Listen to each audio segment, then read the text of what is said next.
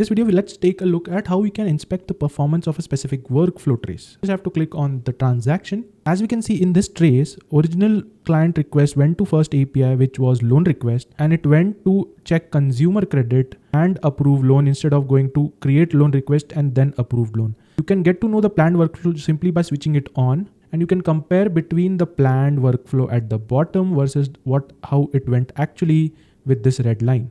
So let's take a look at the performance of this workflow.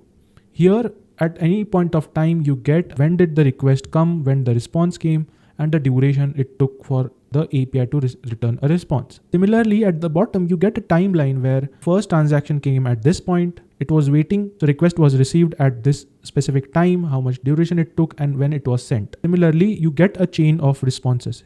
You can also use the canvas at the top to see the similar responses visually, where you can see what was the status code it returned, what was the base path method, and the resource ID. If you click on this button here, you will be able to see what was the header and request details sent with the API, and you can use this decrypt button to see the details. As you can see, the masking of loan amount that we had configured earlier is showing up here, where only last 2 digits is shown here. So that's it for this video. We will see you in the next one.